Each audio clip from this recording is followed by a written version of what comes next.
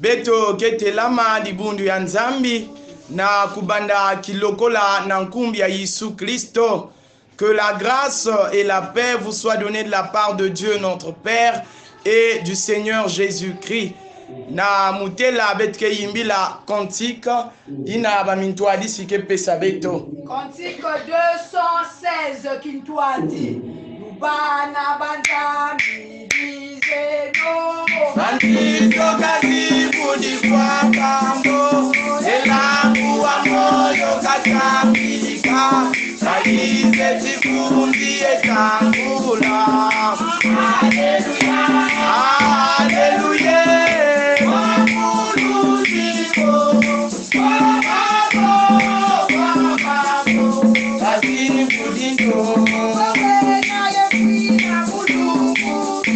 Ezatwalu kwenda kwa kuluzi Evuka mafwa kubangelo Ebonga yenwa mukale kwako Haleluya Haleluya Wakuluzi wo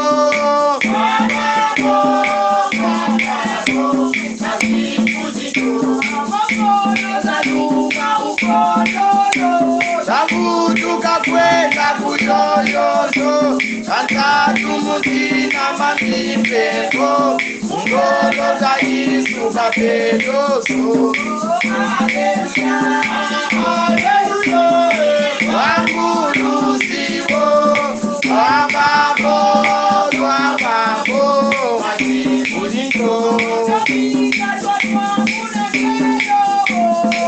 Ekambulangolo babosono Ajondo mamiki kwa muluzi Ukelo kasi mulivanansi Haleluya Haleluya Wakuluziwo Wababo Wababo Masipudito Haleluya Haleluya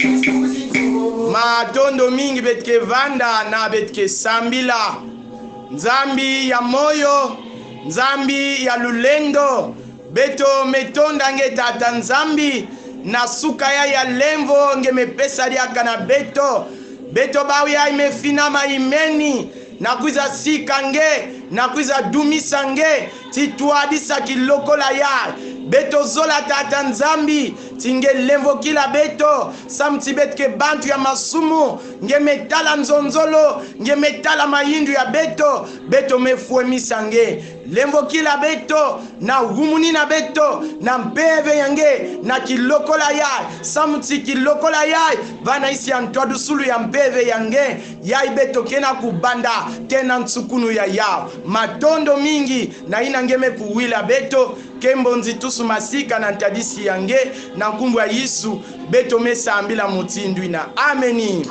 Amen Matondo mingi na kilokola yai Libundu ya nzambi beto zola kuyambazana Libundu ya nzambo cha beto Ote kiaka Matondo mingi Beto kena kuzonzila mbote ya kitoko na baina nyonso mekuyonzama na lukutukunu yai kwaku na paroisi ya beto beto kena kuzondila pe mbote na beno baina kena isi ya nzenza na bisika nyonso ina beno kena landa beto beno ke kuna na Amerika na Asie na Europe na bakontino mingi na Afrika tata nzambi mekutala beno bika beno vanda ya kusakumunwa na kilokola yai na kintwadi beto ke yimbila diaka kintwadi na groupe d'animation ya beto ke pesa beto cantique de louange. Alléluia. Libérez moi na Dieu.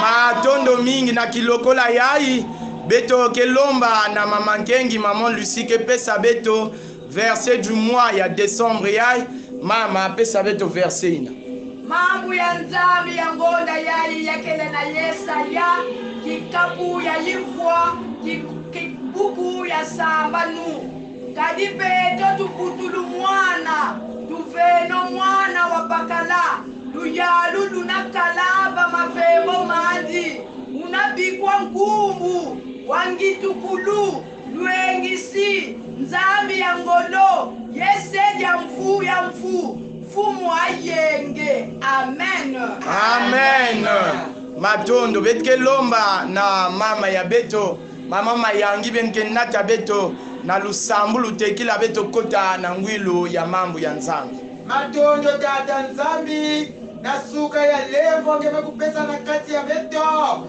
nikuna tata nzambi ngeme kunata beto na mongo ya mayangi na kuiza kuwa mambo ya nge jamukele na nge ina betike na yau nsatu na kiloko la yai a travers kisiana ina ngeme kusola tata nzambi kuiza kuzonza ya nge tikundu ya ngeme kukwanda dega mambo ya nge longo dega kisielo ya nge longo samuchikekele nzambi ya longo na kumbwa Yesu fumu ni mburuzi bete belomba amen amen beto ketelama na bisika ina beto kele betoke baka yimbila mukembisa nzambi numéro 41 ina betke na yimbila na ba 90 jours ya beto mama ntwalisi pesa beto yao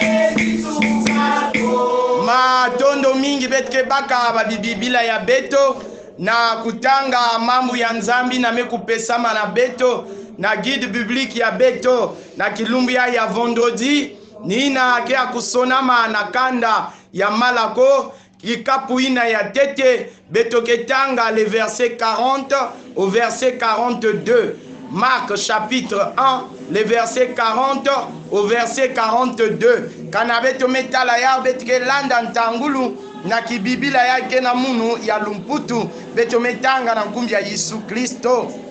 Un lépreux vint à lui et se jetant à genoux, il lui dit d'un ton suppliant, si tu le veux, tu peux me rendre pur.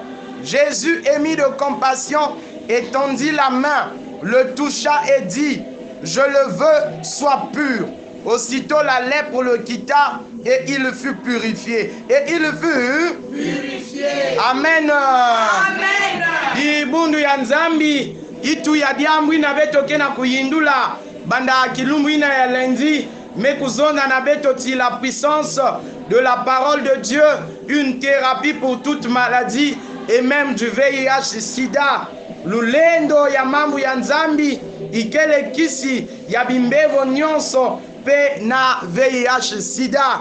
Samu na mambu ina beto mekutanga na kilumbu ya bubu yai yake na kubambula beto moyo na ntangu ina Yesu Kristo vandaka na toto kintwadi na bamilongoko ya yandi pe na kilokola yai yanke entre Capernaum na Galilée na territoire ina ya Capernaum na Galilée yani kena kwenda niakisa bimbevo et parmi tant d'autres yani mekubaka Jean Jacques et bame kukwenda kuna na sika ya belle-mère ya Simon ina kuvandaka na kimbevo kukominaka yandi pe ina Yesu Kristo melambula diboko yani meniakisa yani metatamana pe kubingisa bampeve ya imbi pe yani metatamana kuyilika lulendo na kati ya baina nyonso vandaka na bampeve ya imbi. Alors ina yani kena tatamana kulonga kuna na synagogue kuna na Galilée pe na kubingisa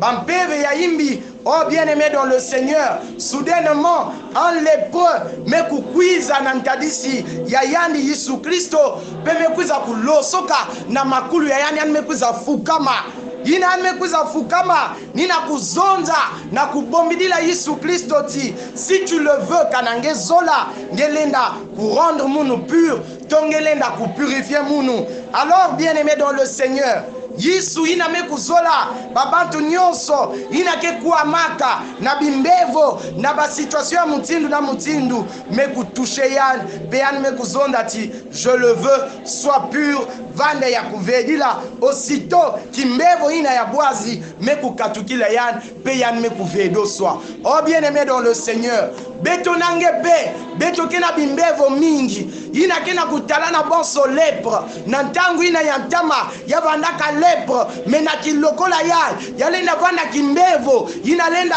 batu ya toto kena kubokela chronique mena ntadisi ya Yesu Kristo kimbevo ya chronique na kuvanda asiki pia kwiza na ntadisi ya Yesu Kristo nge kwiza fukama na makulu ya yandi yekola yandi diambu yange mutsindu lepo ya ime kuzonza e ina ime kuza zonda na Yesu Kristo yani meku utiliser ton attitude mosi ina kene particulière ni kubombidi la Yesu Kristo yani me imposer be Yesu me yani me supplier yani pe yani kena kutatamana kuzona yani tikanange mezola me beto na beno na ntangu ina betke lombaka na Yesu Kristo. Est-ce que nous disons que non si tu le veux ou bien betke zonda tingefa na yidika?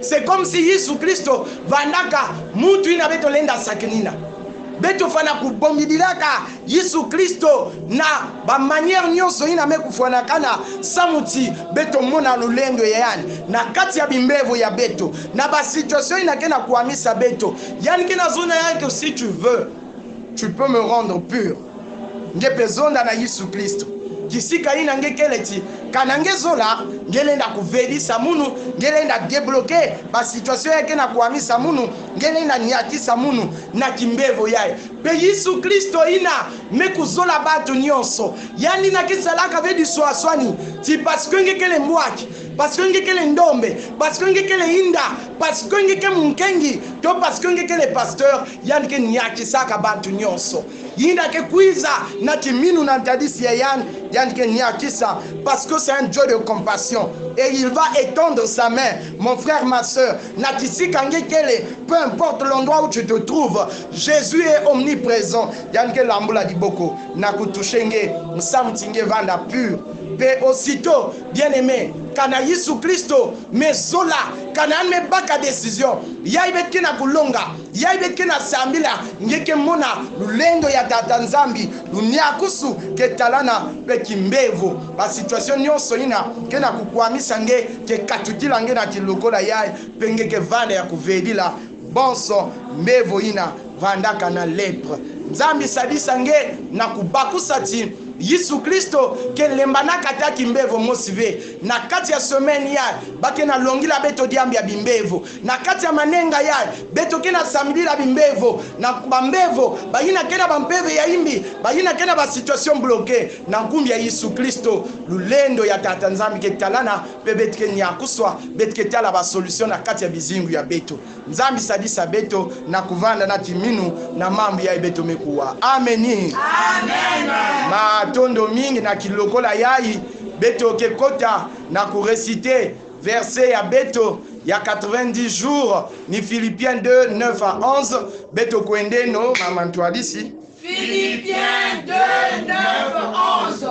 C'est pourquoi aussi Dieu l'a souverainement élevé et lui a donné le nom qui est au-dessus de tout nom, afin qu'au nom de Jésus, tout genou fléchisse dans les cieux, sur la terre et sous la terre, et que toute langue confesse que Jésus-Christ est Seigneur, à la gloire de Dieu le Père. Philippiens 2 9 11. C'est pourquoi aussi Dieu l'a souverainement élevé et lui a donné le nom qui est au-dessus de tout nom, afin qu'au nom de Jésus, tout genou fléchisse dans les cieux, sur la terre et sous la terre, et que toute langue confesse que Jésus-Christ est Seigneur, à la gloire de Dieu le Père. Philippiens 2 9 11. C'est pourquoi aussi Dieu l'a souverainement élevé et lui a donné le nom qui est au-dessus de tout nom, afin qu'au nom de Jésus, tout genou fléchisse dans les cieux, sur la terre et sous la terre, et que toute langue confesse que Jésus-Christ est Seigneur, à la gloire de Dieu le Père. Beto kekota na kuyimbi na hymne ya beto. Quel ami fidèle et tendre, nous avons en Jésus-Christ, toujours prêt à nous entendre, à répondre à notre vie. Il connaît nos défaillances, nos chutes de chaque jour. Révérence et exigence, il est riche en son amour.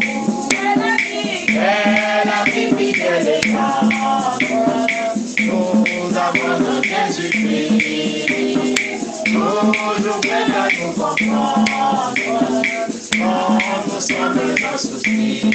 Il conduit pour nos craintes, ouvre-lui tout notre cœur. Et dans ses paroles saintes, nous rendons le vrai bonheur.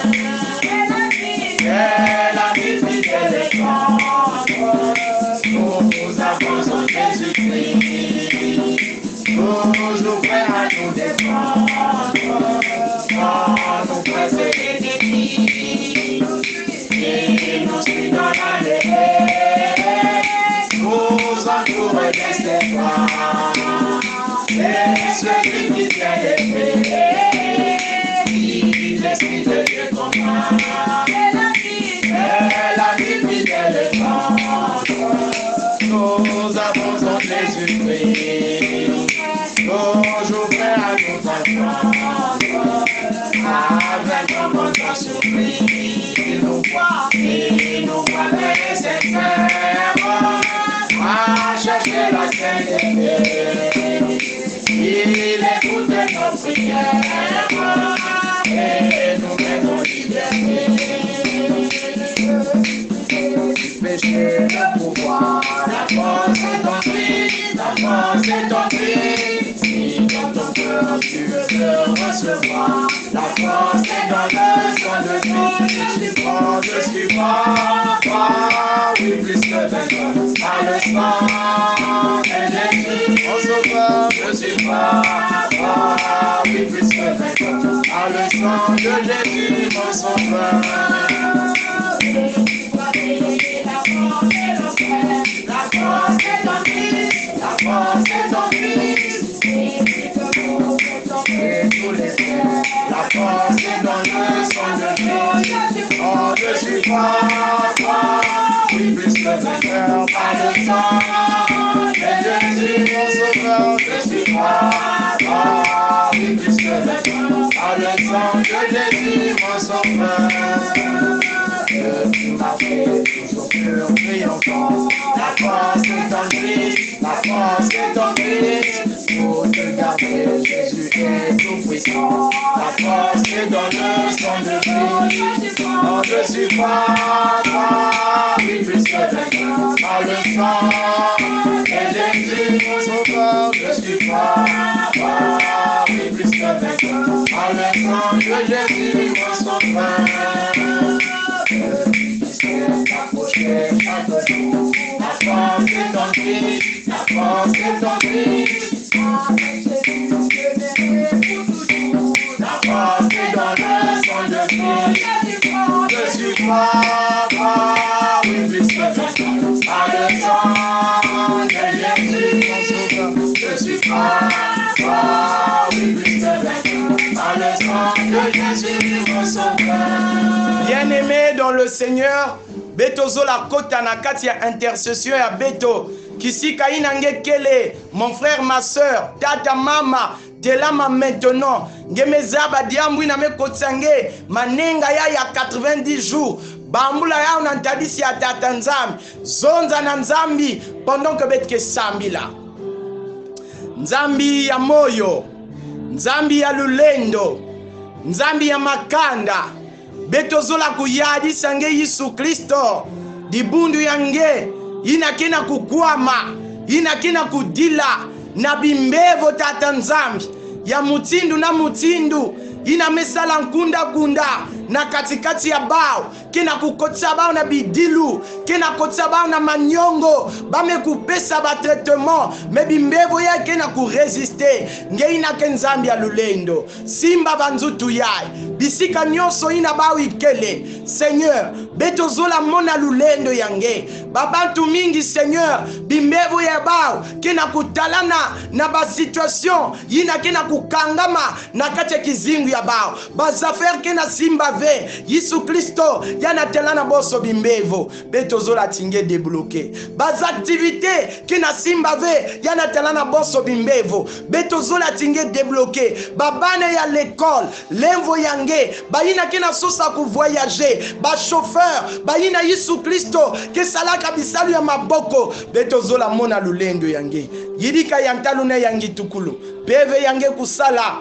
bisika nyonso, yina babane yange kele, bika tinge talabao, nge simba banzutu ya bao, nge yidika yantalu na yangi tukulu, samti nkumbi yange kukemboswa, na nkumbi ya Yesu, nge iname kuzonda ti tout ce que vous demanderez en mon nom, je le ferai. Nous avons confiance, Seigneur, que nge me kuwila beto, pelulendo, ketalana na kati ya bayange. Ameni. Amen. Ba tondo mingi, beto kena kwenda na kumanisa, nikuna beto ke bokila, maman pasteur responsable ya beto maman Pelagie Makola, samu na mambo ya mvutudulu ya matondo, pe na ya kaka.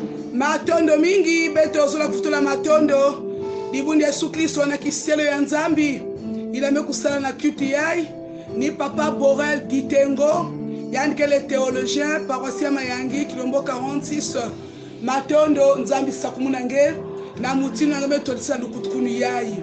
Ikula betke kwa na kumanisa, wizanto. Watu sakumona, munga tienze tuzaikisana, munga mosi wasadikina, munga wa yikudwa, dolele iso tonda zande, dolele iso nani nini, nani yo watu sakumona, doya moyo ifuluti. Matondo nange tata nzambi ngame balana beto nangame suksala beto. Sakumuna dibundi yange, sakumuna beto nyonso, nge bieka beto nyonso na kedika, samuna tinange nzambe kedika taka nindu ungunu. Na nkumbi Yesu Kristo, mfumini vulusi ya beto. Notre Père qui es aux cieux, Que ton nom soit sanctifié, que ton règne vienne, que ta volonté soit faite sur la terre comme au ciel.